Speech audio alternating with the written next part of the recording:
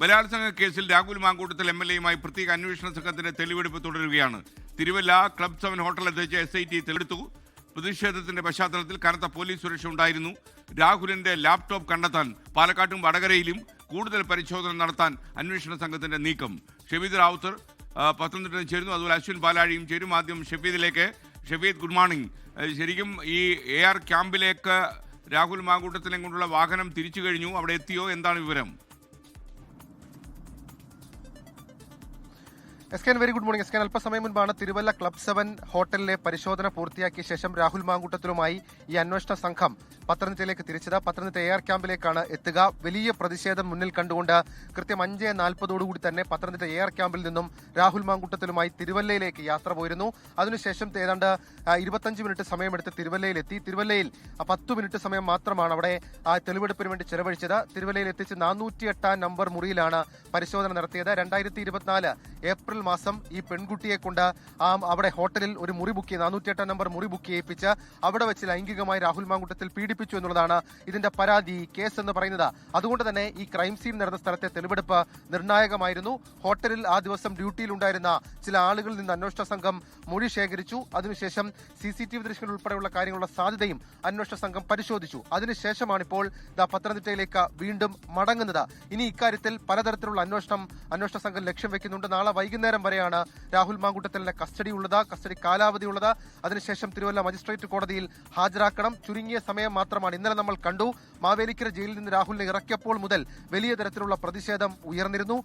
അതിൽ തന്നെ എടുത്തു പറയേണ്ടത് ഈ തിരുവല്ല കോടതിക്ക് മുൻപിൽ രാഹുൽ മാങ്കൂട്ടത്തിനെതിരെ ചീമുട്ടയറടക്കമുള്ള കാര്യങ്ങൾ ഉണ്ടായി. അതുകൊണ്ട് തന്നെ ഇന്നും വലിയ പ്രതിഷേധം ഭയന്ന് കനത്ത പോലീസ് സുരക്ഷ ഒരുക്കിയിരുന്നു. ഏതാണ്ട് 6ഓളം പോലീസ് വാഹനങ്ങൾ രാഹുൽ മാങ്കൂട്ടത്തിൽ സഞ്ചരിച്ച ബസ്സിനെ അനുഗമിച്ചിരുന്നു, പോലീസ് വാഹനത്തെ അനുഗമിച്ചിരുന്നു. ഏതായാലും നിലവിൽ ഇപ്പോൾ ഇതുവരെയും പ്രതിഷേധമൊന്നും ഉണ്ടായിട്ടില്ല. ഇപ്പോൾ വാഹനം ഏതാണ്ട് തിരിച്ച് പോയിക്കൊണ്ടിരിക്കുകയാണ്. ഇനി പത്തനംതിട്ടയിലേക്ക് ഏതാണ്ട് 20 മിനിറ്റ് മാത്രമാണ് ദൂരം ബാക്കിയുള്ളത്. കോഴഞ്ചേരി കഴിഞ്ഞിരിക്കുന്നു. പത്തനംതിട്ടയിലേക്ക് എത്തിക്കഴിഞ്ഞാൽ അന്വേഷണ ഉദ്യോഗസ്ഥർ, അതായത് ആ ടീമിലുള്ള 3 DYSPമാർ ചേർന്ന് രാഹുലിനെ ചോദ്യം ചെയ്യുകയാണ് അടുത്ത ഘട്ടം. ഇതിനോടകം തന്നെ പലതരത്തിലുള്ള പരിശോധന അന്വേഷണ സംഘം നടത്തിയിരുന്നു. ഇനി ഈ കേസിൽ വൈറ്റലായി മാറുക 2 കാര്യങ്ങളാണ്. അതിലൊന്ന് ശാസ്ത്രീയ പരിശോധന ഫലങ്ങൾ, രണ്ടാമത്തേത് ഇലക്ട്രോണിക് ഗാഡ്ജറ്റ്സുകളുടെ ശേഖരണമാണ്. അതിൽ തന്നെ രാഹുൽ മാങ്കൂട്ടത്തിലെ 2 ഫോണുകൾ പിടിച്ചെടുത്തെങ്കിൽ പോലും അതിൽ നിന്ന് കാര്യമായി ഒന്നും കിട്ടിയിട്ടില്ല എന്നുള്ളതാണ് അന്വേഷണ സംഘം നൽകുന്ന വിവരം. ഇത് ഈ ഫോണിന് ഫോറൻസിക് പരിശോധനയ്ക്ക് വിധേയമാക്കണം.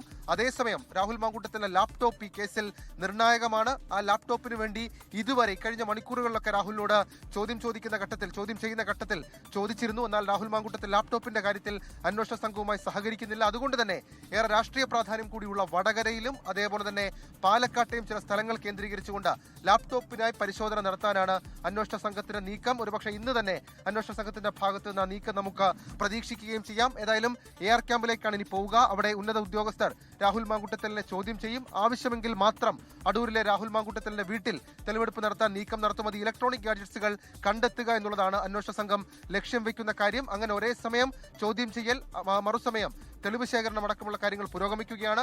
പാലക്കാട്ടേക്ക് രാഹുൽ മാങ്കൂട്ടത്തിലിനെ കൊണ്ടുപോകുന്ന കാര്യത്തിൽ ഇതുവരെയും തീരുമാനമെടുത്തിട്ടില്ല. കാരണം വളരെ ചുരുങ്ങിയ സമയം മാത്രമാണ് കസ്റ്റഡിയിലുള്ളത്. ആ സമയം പാലക്കാട് വരെയുള്ള യാത്രയ്ക്കും അവിടെ ഉണ്ടാകുന്ന നാടകീയ പ്രതിഷേധങ്ങൾക്കും വഴിവെച്ചുകൊടുത്ത് ഏതെങ്കിലും തരത്തിൽ ആ സമയം പാഴാക്കി കളയേണ്ടതില്ല എന്നുള്ളതാണ് അന്വേഷണ സംഘം വിലയിരുത്തുന്നത്. അതുകൊണ്ട് തന്നെ പാലക്കാട്ടേക്ക് പോകാനുള്ള സാധ്യത കുറവാണ്. പക്ഷേ സമാന്തരമായി പാലക്കാട്ട് തെളിവെടുപ്പുണ്ടാകും, പാലക്കാട്ട് പരിശോധനകൾ ഉണ്ടാകും.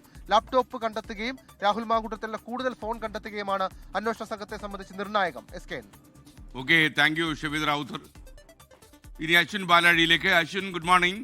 അശ്വിൻ, എന്തൊക്കെയാണ് മറ്റു വിവരങ്ങൾ നമുക്ക് ലഭിച്ചിട്ടുള്ളത് ഈ കാര്യത്തിൽ? Very good morning. ഇന്ന് ഈ കേസുമായി ബന്ധപ്പെട്ട ഏറ്റവും നിർണായകമായ തെളിവെടുപ്പുകളിൽ ഒന്നാണ് അല്പസമയം മുമ്പ് തിരുവല്ലയിലെ ക്ലബ് 7 ഹോട്ടലിൽ നടന്നത്.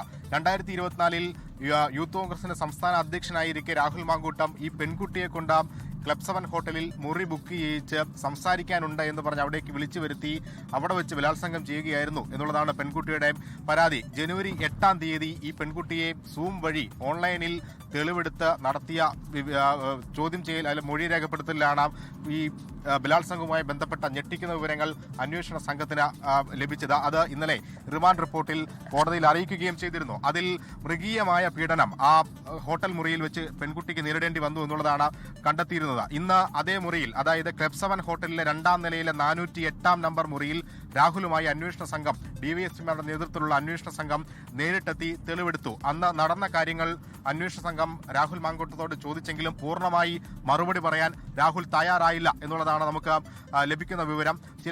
ഇവിടെ എത്തിയിരുന്നു, പെൺകുട്ടിയെ കണ്ടിരുന്നു എന്നതിലേക്ക് മാത്രം അല്ലാതെ വിശദമായ ഒരു വിവരങ്ങളും അന്വേഷണ സംഘത്തോട് തുറന്നു പറയാൻ രാഹുൽ മാങ്കൂട്ടം ആ ഹോട്ടൽ മുറിയിൽ വെച്ച് തയ്യാറായിട്ടില്ല. ഇനിയിപ്പോൾ ആ തെളിവെടുപ്പിൽ കണ്ടെത്തിയ കാര്യങ്ങൾ, അതുമായി ബന്ധപ്പെട്ട ചോദ്യങ്ങൾ രാഹുലിനോട് ചോദിക്കുക എന്നുള്ളതാണ് അന്വേഷണ സംഘത്തിന് മുന്നിലുള്ള കാര്യം. അത് ഇനിയിപ്പോൾ ഏകദേശം 5 മിനിറ്റ് മാത്രമാണ് പത്തനംതിട്ട AR ക്യാമ്പിലേക്ക് രാഹുലുമായി പോകുന്ന ഈ വാഹനവ്യൂഹം എത്താൻ. അശ്വിനിലേക്ക് വരാം. ഇപ്പോൾ ഷഫീദ് റാവുത്തർ ഒരു കാര്യം റിപ്പോർട്ട് ചെയ്യുന്നു. ക്ലബ് 7 ഹോട്ടലിൽ വന്ന കാര്യവും റൂമും എല്ലാം തിരിച്ചറിഞ്ഞു. അതിജീവിതയുമായി സംസാരിക്കാനാണ് താൻ എത്തിയത് എന്നുകൂടി രാഹുൽ സമ്മതിക്കുന്നു. പീഡിപ്പിച്ചോ എന്ന ചോദ്യത്തിന് അദ്ദേഹം മറുപടി നൽകിയില്ല എന്നും അറിയുന്നു. കൂടുതൽ വിവരങ്ങളുമായി ഷഫീദ് റാവുത്തർ ചേർന്നു. ഷഫീദ്, എന്തൊക്കെയാണ് വിശദാംശങ്ങൾ?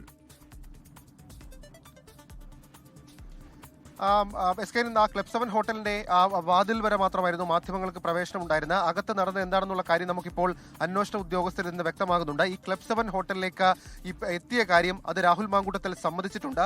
408 നമ്പർ റൂം അത് രാഹുൽ മാങ്കൂട്ടത്തിൽ തിരിച്ചറിഞ്ഞു. അതിജീവിതയുമായി സംസാരിക്കാനാണ് എത്തിയതെന്നാണ് രാഹുൽ പറഞ്ഞത്.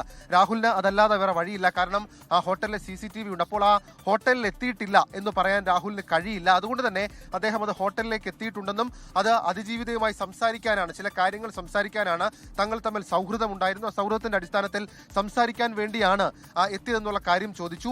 പീഡിപ്പിച്ചു എന്ന പരാതി ഉണ്ടല്ലോ, അല്ലെങ്കിൽ അങ്ങനെയാണല്ലോ കേസെന്ന അന്വേഷണ ഉദ്യോഗസ്ഥരുടെ ചോദ്യത്തോട് രാഹുലിന് മൗനമായിരുന്നു. അദ്ദേഹം മറുപടി പറഞ്ഞില്ല എന്നുള്ളതാണ്. ഇതേ രീതിയിലുള്ള, ഇതേ ഫോർമാറ്റിലുള്ള മൗനം തന്നെയാണ് ഇന്നലെ കസ്റ്റഡിയിൽ ലഭിച്ച ശേഷം രാഹുൽ മാങ്കൂട്ടത്തിൽ പൂർണ്ണ അർത്ഥത്തിൽ സ്വീകരിച്ചത്. അത് അന്വേഷണ സംഘത്തെ സംബന്ധിച്ച് തിരിച്ചടിയാണ്. രാഹുൽ സഹകരിക്കുന്നില്ല. സാധാരണഗതിയിലുള്ള ഒരാളല്ല, MLA ആണ്. അപ്പോൾ സ്വാഭാവികമായും അദ്ദേഹത്തിന് നിയമവശങ്ങളെ കുറിച്ച് അറിയാം. അദ്ദേഹത്തിന്റെ അഭിഭാഷകൻ കൃത്യമായിട്ടുള്ള ചില നിയമവശങ്ങളൊക്കെ പറഞ്ഞു കൊടുത്തിട്ടുണ്ട്. ഏതായാലും പീഡിപ്പിച്ചോ എന്നുള്ള ചോദ്യത്തിന് അദ്ദേഹത്തിന് മറുപടിയില്ല എന്നുള്ളതാണ് നമുക്ക് അന്വേഷണ ഉദ്യോഗസ്ഥരിൽ നിന്ന് മനസ്സിലാക്കാൻ കഴിയുന്ന കാര്യം. അതേസമയം ഹോട്ടൽ രജിസ്റ്ററിലെ 2024 ഏപ്രിൽ മാസത്തെ അതേ ദിവസം രാഹുൽ BR എന്ന രജിസ്റ്ററിലെ പേര് നിർണായക തെളിവാണ് എന്ന് SIT പറഞ്ഞിട്ടുണ്ട്. ആ രജിസ്റ്റർ അന്വേഷണ സംഘം കണ്ടെടുക്കുകയും ചെയ്തിട്ടുണ്ട്. SKN. Okay, thank you Shafeed Rawther. നമുക്കിനി അശ്വിൻ പാലാഴിയിലേക്ക് കൂടി പോകാൻ കഴിയുമെന്ന് ഞാൻ കരുതുന്നു. അശ്വിൻ പറഞ്ഞോളൂ. അശ്വിൻ. SKN, ഇപ്പോൾ നമ്മൾ പുറത്തുവിട്ട വാർത്ത, അതായത് ഇത് കൺഫേം ചെയ്തിരിക്കുന്നു. രാഹുൽ ഇവിടെ എത്തി എന്നുള്ള കാര്യം പോലീസിനോട്, അന്വേഷണ സംഘത്തോട് തുറന്നു പറഞ്ഞിരിക്കുന്നു. അങ്ങനെ പറയാതിരിക്കാൻ ഒരു വഴിയുമില്ല. കാരണം ഇത് സമ്മതിക്കുക എന്നുള്ളതല്ലാതെ രാഹുലിന് മുന്നിൽ മറ്റു വഴികളില്ല.